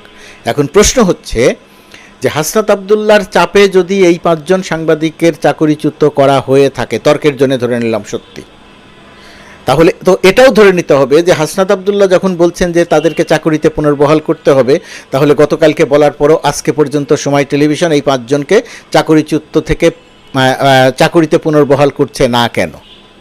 উল্টো সময় টেলিভিশন এখন একটা অবস্থান নিয়েছে যে না, কেউ তাদেরকে হুমকি দেয়নি, হাসনাত আবদুল্লাহ তাদেরকে তালিকা দেয়নি, হাসনাত আবদুল্লাহ শেয়ার চায়নি সময় টেলিভিশনের, তারা নিজেরাই চাকরিচ্যুত করেছে। তাহলে প্রশ্ন আসে, নিজেরাই চাকরিচ্যুত করে হাসনাত আবদুল্লাহর ঘাড়ে বন্দুক রাখা হলো কেন? বন্দুক রাখার একটা কারণ আছে। হাসনাত আবদুল্লাহর অন্তত একটি অপরাধ আমি দেখি, এটাকে ভুল বলা যায়, অপরাধ বলা যায় না, তারপরে আমি একেবারে সর্বোচ্চ শব্দ ব্যবহার করে বললাম যে অপরাধটা কি? সে সিটি গ্রুপের মালিক পক্ষের সঙ্গে দেখা করেছে। তার তো কোনো অথরিটি নেই, সে কেন মালিক পক্ষের সাথে, বা তারা কেন মালিক পক্ষের সঙ্গে দেখা করবে? তারা তো ছাত্র নেতা, সেই হিসেবে তারা দেখা করতে পারে না। কিন্তু হাসনাত আবদুল্লাহ যেটা করেছে, এই যে দেখা করতে যাওয়া, সেটা যে তার ভুল হয়েছে সেটা আবার সে স্বীকার করেছে, এবং সে এও বলেছে এই এখন টেলিভিশন এবং সময় টেলিভিশনের কিছু সংখ্যক সাংবাদিক তাদেরকে প্ররোচিত করে মালিক পক্ষের কাছে নিয়ে গেছে। প্ররোচিত করে নিয়ে যাক, আর যেভাবেই নিয়ে যাক, দায়িত্ব হাসনাত আবদুল্লাহ দাঁড়িয়ে হয়, তাদেরকেই নিতে হবে, এবং সেই দায় তারা নিচ্ছেও যে আমরা ভুল করেছি, এবং এখন চাকরিতে পুনর্বহালের কথা বলা হচ্ছে। এখন প্রশ্নটা হচ্ছে, হাসনাত আবদুল্লাহর হুমকিতে হাসনাত আবদুল্লাহর দেয়া তালিকায়, যদিও সে তালিকা দেয়নি, সিটি গ্রুপের কাছে কোনো তালিকা নেই, সিটি গ্রুপ এখন বলছে আমরা কোনো তালিকা পাইনি, আমাদের কাছে শেয়ার চাইনি, তাহলে এখানে প্রশ্ন দুটি। এক নম্বর প্রশ্ন যে হাসনাত আবদুল্লাহ যখন চাকরিতে পুনর্বহালের কথা বলছে তখন এখনও কেন সাংবাদিকদের চাকরিতে পুনর্বহাল করা হচ্ছে না? দ্বিতীয়ত কথা, যদি হাসনাত আবদুল্লাহ তালিকা দিয়ে না থাকে, শেয়ার না চেয়ে থাকে সময় টেলিভিশনের, তাহলে সময় টেলিভিশনের মালিকপক্ষ সিটি গ্রুপ কেন গণমাধ্যমকে এই কথা বলল? এরও ব্যাখ্যা হতে পারে দুটি। একটি হচ্ছে তারা মিথ্যা বলেছিল, আরেকটা হতে পারে তারা ভয়ে বলেছিল, তারা ভয় পেয়েছিল, তারা তার অর্ডার, মানে একটা হচ্ছে তারা হাসনাত আবদুল্লাহ যে তালিকা দিয়েছে বা মৌখিকভাবে বলেছে সেই অনুযায়ী তারা কাজ করেছে। দ্বিতীয়ত কথা, এখন যে তারা না বলছে সেটা হয়তো তারা মিথ্যা বলছে, ভয়ে মিথ্যা বলছে। কিন্তু বাংলাদেশের বর্তমান বাস্তবতায় হাসনাত আবদুল্লাদের ভয় পাওয়ার কোনো কারণ নাই সিটি গ্রুপের। প্রধানমন্ত্রীর প্রধান উপদেষ্টার প্রেস উইং থেকে পরিষ্কার করে বলা হয়েছে কোনো গণমাধ্যমের উপরে কেউ চাপ দিতে পারবে না, হাসনাত আবদুল্লাহরাও পারবে না। সুতরাং সিটি গ্রুপ যদি মনে করে থাকে যে আগে তারা যে কথা বলেছিল এখন তারা সেই কথার উল্টোটা বলছে, ভয়ে বলছে, সেটা মোটেই গ্রহণযোগ্য নয়। তার মানে সিটি গ্রুপের পানিশমেন্ট হওয়া উচিত দুইভাবে। একটা পানিশমেন্ট হওয়া উচিত যে হাসনাত আবদুল্লাদের নাম ব্যবহার করে সে সাংবাদিকের চাকরিচ্যুত করেছে, এই কারণে তার পানিশমেন্ট হওয়া উচিত তাদের। আরেকটা হচ্ছে হাসনাত আবদুল্লাহরা কোনো কিছু করে নাই কিন্তু তাদের কথা বলা হয়েছিল, এই মিথ্যা বলার জন্যে তাদের পানিশমেন্ট হওয়া উচিত। আমি জানি না সিটি গ্রুপের বিরুদ্ধে কী ব্যবস্থা নেওয়া হবে। এখন আসি কি বলে আপনার সময় টেলিভিশনের চরিত্র প্রসঙ্গে। শিক্ষার্থীরা যখন আন্দোলন করছিল, ছাত্র জনতা যখন আন্দোলন করছিল, তখন সময় টেলিভিশন শিক্ষার্থীদের আন্দোলনকে বলছিল নাশকতা, শিক্ষার্থীদের আন্দোলনকে বলছিল সহিংসতা, শিক্ষার্থীদের আন্দোলনকে বলেছিল বিএনপি জামাতের আন্দোলন। এহেন শব্দ তারা ব্যবহার করে নাই যেটা দিয়ে শিক্ষার্থীদের আন্দোলনকে সন্ত্রাসী কর্মকাণ্ড বলা যায়। তখনকার নেতৃত্বে ছিল কামরুল এবং জোবায়ের। কামরুল বিচারাধীন, জোবায়ের নীরবে সময় টেলিভিশন থেকে সরে গেছে, চুপচাপ আছে। সময়ের সঙ্গে সঙ্গে তারা আবার ফিরে আসবে। জোবায়েরদের বিরুদ্ধে ব্যবস্থা নেওয়া দরকার। ডেইলি স্টার এবং প্রথম আলো যে অনুসন্ধানী সাংবাদিকতা করত, ডেইলি স্টার এবং প্রথম আলোর প্রায় প্রতিটি অনুসন্ধানী সাংবাদিকতা নিয়ে সময় টেলিভিশন প্রোপাগান্ডা চালাতো। প্রোপাগান্ডা। ডেইলি স্টার কি মিথ্যা বলল? সত্য সংবাদকে তারা বলতো মিথ্যা বলল। প্রথম আলো কি অসত্য বলল? প্রথম আলো কি সরকারের বিরুদ্ধে বলল? এই সমস্ত প্রোপাগান্ডা চালাতো। আওয়ামী লীগের প্রোপাগান্ডা সেল সিআরআই এবং সময় টেলিভিশন সম্মিলিতভাবে ডিজিএফআই এর মাধ্যমে, গোয়েন্দা সংস্থার মাধ্যমে, হারুনের মাধ্যমে, মনিরুল ইসলামের মাধ্যমে সকল রকম প্রোপাগান্ডা চালাতো, জোবায়ের সহ একদল। কোন সাংবাদিক প্রোপাগান্ডার সাথে জড়িত, কোন সাংবাদিক প্রোপাগান্ডার সাথে জড়িত নয়, সেটা বাছাই করার আগে যেটা করা দরকার ছিল, নেতৃত্ব যারা ছিল তাদের বিচার করা, তাদেরকে পানিশমেন্টের আওতায় আনা, শাস্তির আওতায় আনা।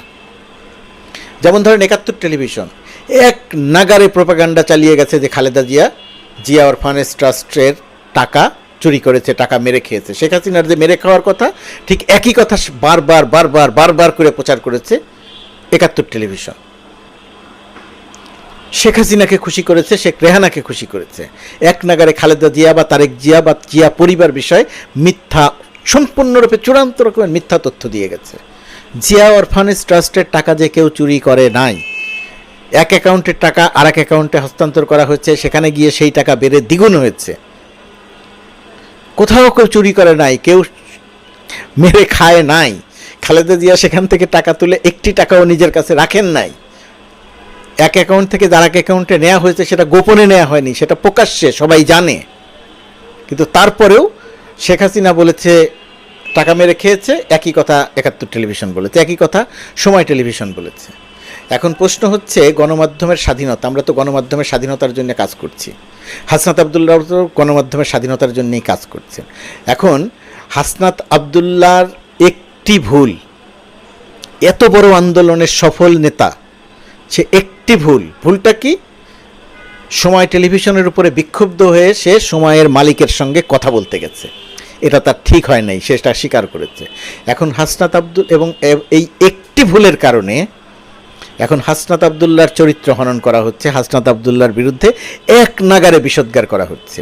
পরিষ্কার করে বলি, বৈষম্য বিরোধী ছাত্র আন্দোলনের এই আন্দোলনকে আমরা সম্পূর্ণরূপে সমর্থন করেছি কী কারণে? একটা সততার সঙ্গে, নৈতিকতার সঙ্গে, সাহসিকতার সঙ্গে আন্দোলন করে এদেশের মানুষকে মুক্ত করেছে শেখ হাসিনার মতো দানবের হাত থেকে। এই কারণে যদি কখনো তাদের বিরুদ্ধে কোনো দুর্নীতির অভিযোগ আসে, তারা যদি অন্যায় অনৈতিক কর্মকাণ্ডের সঙ্গে সম্পৃক্ত হয়, তখন আমরাও কথা বলবো, জোর দিয়ে কথা বলবো, সেটা হাসনাত আব্দুল্লাহ হোক, অন্য যে কোনো নেতা হোক। কিন্তু যতক্ষণ পর্যন্ত না এইটার প্রমাণ পাওয়া যাচ্ছে, ততক্ষণ পর্যন্ত এই ছাত্র নেতাদের চরিত্র হনন প্রকল্প থেকে আমাদের সবারই বের হয়ে আসা দরকার। একটি ভুল করেছে, ভুলের কথাই বলবো, কিন্তু সিটি গ্রুপ এবং সময় টেলিভিশন সম্মিলিতভাবে হাসনাত আব্দুল্লাদেরকে যে বিতর্কিত করার উদ্যোগ নিয়েছে, সেই বিষয়টিও আমাদের বিবেচনার মধ্যে রাখা দরকার। প্রকৃত অর্থে বিচারটা হওয়া দরকার। ফ্যাসিজমের পক্ষে যারা অবস্থান নিয়ে প্রোপাগান্ডা চালিয়েছে, এই যে শেখ হাসিনা 1 থেকে 1,500 মানুষকে হত্যা করে পালালো, এই 1 থেকে 1,500 মানুষকে হত্যা করে পালাতে পারত না যদি না গণমাধ্যম শেখ হাসিনাকে অন্ধভাবে সাপোর্ট দিত, যদি না সময় টেলিভিশন, 71 টেলিভিশনের মতো চ্যানেলগুলো তাদেরকে অন্ধভাবে সমর্থন দিত। খেয়াল করে দেখবেন, এদেশের সাংবাদিকতায়, আবারও বলছি, এদেশের সাংবাদিকতায় বৈষম্য বিরোধী ছাত্র আন্দোলনের নেতৃত্বকে বা ছাত্র আন্দোলনকে সবচেয়ে বেশি সহায়তা করেছে কারা? নাম বলতে হবে ডেইলি স্টার এবং প্রথম আলোর। কিন্তু ডেইলি স্টার এবং প্রথম আলো বিরোধী যে প্রোপাগান্ডা, ডেইলি স্টার এবং প্রথম আলো বিরোধী যে অনৈতিক, অসত্য, চূড়ান্ত রকমের কি বলবো, মিথ্যা তথ্য ছড়ানো হচ্ছে, যারা ছড়াচ্ছে তারা কিন্তু সময় টেলিভিশন বা 71 টেলিভিশন বা ছাত্র নেতাদের চরিত্র হনন যারা করছে তাদের বিষয়ে সোচ্চার নয়। তার মানে এদের সঙ্গে সব রসুনের একটা মুখ বলা হয় না, তার মানে এই প্রোপাগান্ডাবাজদের মুখ একটা, সেটা সময় হোক, 71 হোক, আর ডেইলি স্টার প্রথম আলো বিষয়ক যে প্রোপাগান্ডা সেটা হোক, বা আমার বিরুদ্ধে যে প্রোপাগান্ডা, বা আসিফ নজরুলের বিরুদ্ধে যে অসত্য প্রোপাগান্ডা, এই সব প্রোপাগান্ডার মুখ একটা, তাদের সঙ্গে কোনো না কোনোভাবে এদের সম্পৃক্ততা আছে। সুতরাং বৈষম্য বিরোধী ছাত্র আন্দোলন যে নেতৃত্ব দিয়েছে, যে সাহস দেখিয়েছে, এই জাতিকে যে মুক্ত করেছে শেখ হাসিনার মতো দানবের হাত থেকে, এই জন্য তাদেরকে স্যালুট জানাতে হবে। অপকর্ম করলে সমালোচনা হবে, কিন্তু তাদের কাজের জন্য স্যালুট জানাতে হবে। এখন পর্যন্ত তারা এমন কোনো অপকর্ম করেনি যে কারণে তাদেরকে এই পর্যায়ের সমালোচনা করতে হবে। সমালোচনা থেকে তারা মুক্ত নন, অবশ্যই চোখ থাকবে, দৃষ্টি থাকবে, কিন্তু বিশেষ উদ্দেশ্য নিয়ে তাদের সমালোচনা করে যদি তাদের চরিত্র হনন করা হয়, তাহলে এ দেশের ক্ষতি করা হবে। কে করবে কে করবে না সেটা তার ব্যাপার, আমি আমার কথাটা বলছি যে এটা বিবেচনায় রাখা দরকার। সময় টেলিভিশন বা 71 টেলিভিশন চরিত্র বদলেছে, কিন্তু তাদের ভেতরের বীজটা এখনও রয়ে গেছে। সুযোগ পেলেই আবার ওই যে সাপের মতো ফনা দিয়ে উঠবে। বৈষম্য বিরোধী ছাত্র আন্দোলনের নেতাদের বিষয়টি বুঝতে হবে, তাদের বন্ধু চিনতে হবে। ডেইলি স্টার তাদের শত্রু না, প্রথম আলো তাদের শত্রু না, তাদের এটা চিনতে হবে। আমার ধারণা তারা সেটা চিনবেন, এখন মূল্য দিয়ে হলেও সেটা চিনবেন, এবং তারা যে নীতি নৈতিকতাকে অটুট রেখে যে কাজ করে শেখ হাসিনা সরকারের পতন ঘটিয়েছে, সেই পথেই থাকবেন। কেউ প্রশ্ন তুলবে, কেউ প্রশ্ন তুলতে পারে, এরকম কোনো কর্মকাণ্ডের সঙ্গে তারা সম্পৃক্ত হবেন না, সেটা ছোট হোক বা বড় হোক। হাসনাত আব্দুল্লাদের যে অবদান, জাতি চিরদিন তা স্মরণ রাখবে, তার চিরদিন তা স্মরণ করবে। আজ 30 ডিসেম্বর বাংলাদেশের ইতিহাসে বিভৎসতম দিনগুলোর একটা, যে দিনটা আজকে পার হচ্ছে, সেটা যখন শুরু হয়েছিল রাত 12টার পর, 29 তারিখ দিবাগত রাতে বাংলাদেশে রাতের বেলা ব্যালট বাক্স ভরে একটা তথাকথিত নির্বাচন করেছিল আওয়ামী লীগ। মানে বাংলাদেশের রাষ্ট্র কাঠামোকে ধ্বংস করে ফেলার জন্য যে কয়েকটা ঘটনা ঘটছে, এটা তার মধ্যে সবচেয়ে উল্লেখযোগ্যগুলোর একটা। 3টা নির্বাচন নিয়ে আমরা প্রচুর সমালোচনা করি। আওয়ামী লীগের সময় যে 3টা নির্বাচন হয়েছে, 14, 18 এবং 24, তার মধ্যে সবচাইতে ন্যাক্কারজনক ঘটনা 2018-র রাতের নির্বাচন। লাইলাতুল ইলেকশন ইত্যাদি নানা কিছু বলে আমরা ফান করি, ট্রোল করি। আমরা এখন যেটা হয়েছে অনেক বেশি বিভৎস জিনিসকে নিয়েও খুব হালকা ঢঙে ট্রোল করে উড়িয়ে দেই, বা আমাদের নিজস্ব অস্থিরতা এক ধরনের থেকে বেরিয়ে আসার চেষ্টা করি। কিন্তু কথা বলা দরকার, এবং যে আলোচনাটা 5 আগস্টের পর বহুবার করেছি, এই নির্বাচনে যারা জড়িত ছিলেন, 18-র এই রাতের সিল মারার তথাকথিত নির্বাচনে যারা জড়িত ছিলেন, যারা বিভিন্ন দায়িত্ব পালন করেছেন, বিশেষ করে প্রজাতন্ত্রের কর্মচারীরা যারা রিটার্নিং অফিসার ছিলেন, অ্যাসিস্ট্যান্ট রিটার্নিং অফিসার ছিলেন, এবং অবশ্যই নির্বাচন কমিশন, তাদের ব্যাপারে যদি আমরা কঠোর ব্যবস্থা নিতে না পারি, বাংলাদেশের ন্যায় বিচার প্রতিষ্ঠিত হয়েছে এটা দাবি আমরা কোনোদিন করতে পারবো না। এগুলো বিভৎসতম অপরাধ। নির্বাচনকে যা করা হয়েছে, একটা স্টেটকে ধ্বংস করা হয়েছে এটার মাধ্যমে। সমকাল অসাধারণ, দুর্দান্ত একটা রিপোর্ট করেছে এটা নিয়ে। আমি রিপোর্টটা দিয়ে দেবো, এটারই কিছু অংশ পড়তে চাই, সাথে কিছু নিজস্ব মন্তব্য দিতে চাই। এখানে একটা নির্বাচনী এলাকা বরিশাল 1 নিয়ে কথাবার্তা হচ্ছে। এখানে আবুল হাসনাত আবদুল্লাহকে জেতানোর জন্য বিএনপির জহিরুদ্দিন স্বপন ভাইয়ের সাথে কি হয়েছে সেটা বলা হয়েছে। হাসনাত আবদুল্লাহ 2,05,502 ভোটের বিপরীতে স্বপন ভাই পেয়েছেন 1,305 ভোট। তো যাই হোক, সেই নির্বাচনী রিটার্নিং কর্মকর্তা ছিল আজিউর রহমান। এখন খুব ইন্টারেস্টিং তথ্য এখানে দেয়, অনেকগুলো তথ্য তারা দিয়েছেন, এদের শুরু করেছেন। এখানে হলো ছাত্র জনতার অভ্যুত্থানে শেখ হাসিনা সরকারের পতনের পর তাকে পানি উন্নয়ন বোর্ড থেকে রাবার বোর্ডে বদলি করা হয়। আজিউরের ব্যক্তিত্ব ফেসবুকে দেখা যায় সরকারের বদলের সঙ্গে ভুল বদলেছেন। গত 26 নভেম্বর সাবেক প্রধানমন্ত্রী খালেদা জিয়ার সঙ্গে ছবি পোস্ট করে লিখেছেন, কর্মজীবনে সবসময় চেষ্টা করেছে দায়িত্ব সততা ও নিষ্ঠার সঙ্গে পালন করার। মানুষের অসভ্যতা, নির্লজ্জতা কোন জায়গায় যেতে পারে? হ্যাঁ, যেতেই পারে, কারণ আমরা কিছু করি নাই তাদের সাথে, কিছু করিনি তাদেরকে। খুব বিস্তারিত রিপোর্ট আছে, আমি এগোতে থাকি। একাদশ সংসদ নির্বাচনে 64 জেলায় 65 রিটার্নিং কর্মকর্তা দায়িত্ব পালন করেন। এরকম 494 উপজেলায় নির্বাহী অফিসাররা ছিলেন সহকারী রিটার্নিং কর্মকর্তা। তো সবাই যে আছে, এদের মধ্যে 13 জনের সাথে সাবেক রিটার্নিং কর্মকর্তার সাথে কথা বলার চেষ্টা করা হয়েছে, কেউ কথা বলেনি, তাদের কর্মস্থলে গিয়েও দেখা পাওয়া যায়নি। অন্তর্বর্তী সরকার একাদশ নির্বাচনে, মানে আর রাতের সিলের নির্বাচনে 6 রিটার্নিং কর্মকর্তাকে ওএসডি করেছে, একজনকে বাকি মানে কম গুরুত্বপূর্ণ পদে পদায়ন করেছে, মানে 7 জন, আর বাকি সবাই আগের পদেই রয়েছেন। উপদেষ্টা আসিফ বলছেন ব্যবস্থা নেওয়া হবে। কি কি হয়েছে আমরা খুব ভালো মতো জানি। এখানে নির্বাচন ব্যবস্থা সংস্কার কমিশনের সাথে আলাপচারিতা, এসব ব্যাপারে কিছু স্বীকারোক্তি আছে। আমি রিপোর্টটা দেবো, আপনারা প্লিজ ধৈর্য ধরে পুরোটা পড়ে নেবেন, এটা খুবই খুবই গুরুত্বপূর্ণ, খুবই জরুরি। এখানে কোর কমিটির এই জায়গাটা আমি একটু পড়ি। একাদশ সংসদ নির্বাচনে আওয়ামী লীগ সভাপতি শেখ হাসিনার নেতৃত্বে 33 সদস্যের নির্বাচনী কোর কমিটি করেছিল দলটি। এর কো চেয়ারম্যান ছিলেন এইচ.টি. ইমাম। এই কমিটির একজন সদস্য সম্প্রতি সমকালকে বলেছেন, শেখ হাসিনা প্রতিশ্রুতি দিল, পরাজয়ের আশঙ্কা থাকা আওয়ামী লীগের সুষ্ঠু নির্বাচনের পরিকল্পনা কখনোই ছিল না।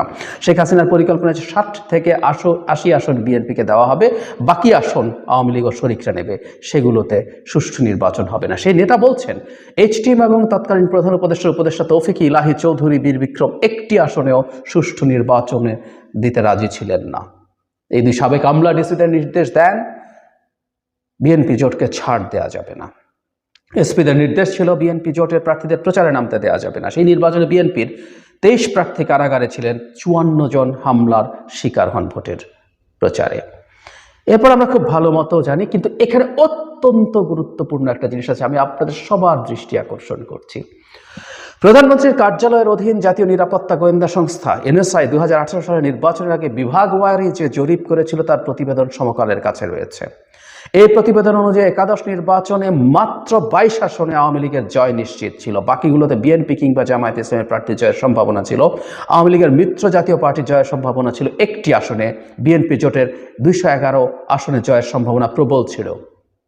লড়াই হতে পারে এমন সব আসনে বিরোধী জোট এগিয়েছিল। আমি অন্তত বহুদিন একটা কথা বলেছিলাম যে বাংলাদেশের নির্বাচনের মাঠের অবস্থা শেখ হাসিনা চাইতে ভালো কে জানে, তার প্রচুর গোয়েন্দা সংস্থা আছে, মানে তারা দিনের বেলা নির্বাচন হলেও সেটাকে ম্যানিপুলেট করতে পারবেন না, মানে সেই শক্তি তাদের হয়ে উঠতো না। তাই এতটাই তারা জানতেন যে মানুষ নেমে আসতো মাঠে ভোট দেওয়ার জন্য, আর ঠেকানো যেত না, তাই রাতে তারা সিল মারা নিশ্চিত করেছিলেন এবং খুব চমৎকারভাবে এই ডেটাটা এখন আছে। আমি এই জায়গাটা আবারও বলি, মাত্র 22 আসনে আওয়ামী লীগের জয় নিশ্চিত ছিল। আমি এটাতেও সন্দিহান 22 আসন পেত কিনা। যাই হোক, এরপর খুবই বিস্তারিত ঢাকা 15-র উদাহরণ দিয়েছে। 7টার দিকে একজন উপপরিদর্শকের নেতৃত্বে কয়েক পুলিশ সদস্য এসে পেপার এবং সিল চান, পরে প্রিসাইডিং অফিসারের কাছ থেকে নিয়ে 4800 ভোটের মধ্যে 3000ই আগের রাতে মেরে দেন। এরকম প্রচুর বিভিন্ন সময় পুলিশ এসে এগুলো কাজগুলো করেছে। একাদশ সংসদ নির্বাচনে ভোট কেন্দ্র ছিল 40,183। সমান সংখ্যক প্রথম ও দ্বিতীয় শ্রেণী কর্মকর্তারা প্রিসাইডিং কর্মকর্তা হিসাবে দায়িত্ব পালন করেন। এরা সবাই আসলে এর পার্ট হয়েছেন এবং না হলে তাদের আর কিছু করার উপায় ছিল না। ময়মনসিংহ জেলায় আওয়ামী লীগ প্রার্থী ছিলেন এমন একজন সমকালকে জানিয়েছেন, সহকারী রিটার্নিং কর্মকর্তা এসপি 50 লাখ করে টাকা নিয়েছিলেন, ওসি নিয়েছিলেন 30 লাখ টাকা, প্রিসাইডিং কর্মকর্তাদের 20 থেকে 30 হাজার টাকা দিতে হয়েছিল, ভোট কেন্দ্রের পুলিশ কনস্টেবলদেরকেও 5-7 হাজার টাকা দেওয়া হয়েছিল। নির্বাচন কমিশনও অনিয়মে যুক্ত ছিল। মানে এখানে নির্বাচন কমিশন জড়িত না থাকলে এটা হতে পারে না। আগের দিন সন্ধ্যার পর থেকেই আসলে রাতে সিল মারার তথ্য পাওয়া যাচ্ছিল। কয়েকজন সাংবাদিক আমাকেও একই রকম তথ্য দিয়েছেন। এটা নিয়ে বিএনপির পক্ষ থেকে জনাব নজরুল ইসলাম খান, জনাব আমির খসরু মাহমুদ চৌধুরী, তারা এসব নিয়ে কথাবার্তা বলেছেন। এসব খুব স্পষ্টভাবেই উল্লেখ আছে এখানে। মানে এখানে ইন্টারেস্টিংটা এরকম যে কোনো নির্বাচনে আওয়ামী লীগ ও বিএনপির ভোটের পার্থক্য 15% বেশি না হলেও একাদশে তা ছিল 64%। তারপরে 103 আসনের 213 ভোট কেন্দ্রে শতভাগ ভোট পড়ে, 1205 কেন্দ্রে ভোট পড়ে 96 থেকে 99%, 90 থেকে 95% ভোট পড়ে 6484টি, অর্থাৎ 7902 কেন্দ্রে 90%-এর বেশি ভোট পড়ে, যা মোট ভোট কেন্দ্রের 20%। মানে ওটা সরিয়ে রাখি, মানে 100% ভোট পড়তে পারে একটা কেন্দ্রে, সেই কেন্দ্রে কেউ মারা যাননি, সেই কেন্দ্রের অধীনে কেউ বিদেশে নেই, এরকম আর কি ব্যাপারটা। মানে কতটা হাস্যকর, কতটা ফালতু ব্যাপার আছে। 586 কেন্দ্রে আওয়ামী লীগের নৌকা শতভাগ ভোট পায়, মানে যত ভোট দেওয়া হয়েছিল 500, এগুলো খুব ইউজ করতাম শেখ হাসিনার সময়। ধানের শীষ 1285টি কেন্দ্রে একটি ভোটও পায়নি ধানের শীষ। মানে এই ঘটনাগুলো সেই সময় ঘটেছে। সে আমলারা এখন কোথায়? এখানে তথ্য দিচ্ছেন, চাঁপাইনবাবগঞ্জের 2টো আসনে বিএনপি জয়ী হয়েছিল, তিনি যুগ্ম সচিব, তিনি আছেন এখন। আমরা মনে করি যে তিনি চেষ্টা করতে পেরেছেন, বা অ্যাটলিস্ট ওই 2টো ছাড় দিয়েছিল সরকার কোনো কারণে। লক্ষ্মীপুর 1 আসনে পরাজিত, মানে অবশ্যই মানে লক্ষ্মীপুর 1 আসনের ওখানকার যিনি রিটার্নিং কর্মকর্তা অঞ্জন চন্দ্র পাল, বর্তমানে ত্রাণ ও দুর্যোগ ব্যবস্থাপনা মন্ত্রণালয়ের যুগ্ম সচিব, তাকে চেষ্টা করা হয়েছিল, তার সচিবালয়ে গিয়ে পাওয়া যায়নি, তার ফোনেও পাওয়া যায়নি। ফোনে পাওয়া গেলে পরে নির্বাচনের কথার সময় উনি আর কথা বলেননি। একই রকম অবস্থা নোয়াখালীর রিটার্নিং কর্মকর্তা তন্ময় দাস পরের 5 বছরে 2টি পদোন্নতি পেয়ে অতিরিক্ত সচিব হন, তাকে 7 নভেম্বর ওএসডি করা হয়েছে, একজনকে ওএসডি করা হয়েছে। মুন্সিগঞ্জের শায়লা ফারজানা, নোয়াখালীর তন্ময় দাস ওএসডি হয়েছে, মানে যে 6 জন ওএসডি করা হয়েছে। মানে আমরা টোটাল যে রিটার্নিং কর্মকর্তা আছে তার মধ্যে মাত্র 6 জনকে এটা করা হয়েছে। একাদশে যে রিটার্নিং কর্মকর্তা আমাদের আমলের পদে আছেন তারা হলো ফেনীর 2 রিটার্নিং কর্মকর্তা, একদম নাম সহ এখানে পুরো বিস্তারিত তালিকা দিয়ে দেওয়া আছে, আপনারা একটু দেখে নিন এবং রিপোর্টটা পুরোপুরি পড়বেন। মানে এই সরকারকে আমরা একটা অভিযোগ সবসময় করি, তার অসততা নিয়ে আমরা আলাপ করি না। আমরা বিশ্বাস করি যে উপদেষ্টারা আছেন তারা সবাই সৎ মানুষ, কিন্তু তাদের মধ্যে কিছুটা অদক্ষতা আছে, অযোগ্যতাও আছে, নানা কারণে। সে কারণে ব্যাখ্যা আমাদের জরুরি না। এবং একটা জিনিস আমরা বারবার বলি যে তাদের মধ্যে কাজ করা বা কাজকে ভিজিবল করার চেষ্টার অভাব আছে, ইনঅ্যাকশন আছে। 18 সালের নির্বাচনে যে রাতের ভোট যারা করেছেন তাদের বিরুদ্ধে যদি সরকার ব্যবস্থা নিতে না পারেন, এখানে শুধু রিটার্নিং কর্মকর্তার কথা বলা আছে, অ্যাসিস্ট্যান্ট রিটার্নিং কর্মকর্তা প্রায় 500, যে ওই সময় যারা ইউএনও ছিলেন তারা এখন ডেপুটি সেক্রেটারি লেভেলে নিশ্চয়ই চলে এসছেন, সেই মানুষগুলো 500 কি করা হয়েছে। এদের বিরুদ্ধে যদি ব্যবস্থা না নেওয়া হয়, এটা তো হলো শুধু বিভাগীয় ব্যবস্থা, এদের বিরুদ্ধে ফৌজদারি ব্যবস্থা নেওয়া উচিত আমি মনে করি, খুব সিরিয়াসলি মনে করি। শুধু তাই না, নির্বাচন কমিশন তৎকালীন নুরুল হুদা এবং তার কমিশন, তাদেরকেও বাংলাদেশ বর্তমান রাজনৈতিক প্রেক্ষাপট আওয়ামী লীগ একটি শক্তিশালী অবস্থানে রয়েছে। বিভিন্ন জরিপে দেখা গেছে জনগণের আস্থা এখনও শেখ হাসিনার নেতৃত্বের উপর আছে। আওয়ামী লীগের উন্নয়নমূলক কাজ এবং রাজনৈতিক কৌশল তাদের জনপ্রিয়তাকে ধরে রাখতে সাহায্য করেছে। শেখ হাসিনা, যিনি বিগত কয়েক দশক ধরে বাংলাদেশের রাজনীতিতে নেতৃত্ব দিয়েছেন, তার দেশে ফেরার খবরে রাজনৈতিক অঙ্গনে নাড়া লেগেছে। তার অনুপস্থিতিতে দলের নেতৃত্ব এবং পরিচালক যে শূন্যতায় ছিল তা পূরণ হবে বলে আশা করছেন অনেকেই। জনগণের মধ্যে মিশ্র প্রতিক্রিয়া দেখা যাচ্ছে। অনেকে বলছেন শেখ হাসিনা ফিরে আসা এবং আওয়ামী লীগের ক্ষমতায় থাকা দেশের অগ্রগতির জন্য ইতিবাচক হবে। অন্যদিকে বিরোধী দল এবং সমালোচকেরা এই ঘটনা নিয়ে প্রশ্ন তুলেছেন। জানুয়ারি মাসের প্রথম দিকে আওয়ামী লীগের নতুন পরিকল্পনা এবং উন্নয়ন প্রকল্প ঘোষণা করার কথা রয়েছে। বিশেষ করে শিক্ষা, স্বাস্থ্য এবং অর্থনৈতিক খাতে নতুন উদ্যোগ নেওয়ার প্রত্যাশা করা হচ্ছে। শেখ হাসিনার নেতৃত্বে দলটি ভিন্নধর্মী পরিকল্পনা নিয়ে আসবে, তা দেখার অপেক্ষায় দেশবাসী। জানুয়ারি মাসের ঘটনা শুধু আওয়ামী লীগের জন্য নয়, পুরো দেশের জন্যই একটি গুরুত্বপূর্ণ সময় হতে চলেছে। শেখ হাসিনার ফিরে আসা এবং ক্ষমতায় তাদের পুনরায় প্রতিষ্ঠা বাংলাদেশের ভবিষ্যতের দিক নির্দেশনা করবে। আপনার মতামত কি? আওয়ামী লীগের এই সম্ভাব্য ক্ষমতায় আসা নিয়ে আপনার ভাবনা জানতে কমেন্টস করুন এবং আমাদের ভিডিও শেয়ার করতে ভুলবেন না। সবসময় সত্যের সাথে থাকুন। দেখা হবে পরবর্তী ভিডিওতে। আর ভিডিওটি ভালো লাগলে একটি লাইক করে দিবেন। আর আমাদের চ্যানেলে আরও এরকম ভিডিও পেতে দ্রুত আমাদের চ্যানেলটিকে সাবস্ক্রাইব করে দিবেন। ধন্যবাদ।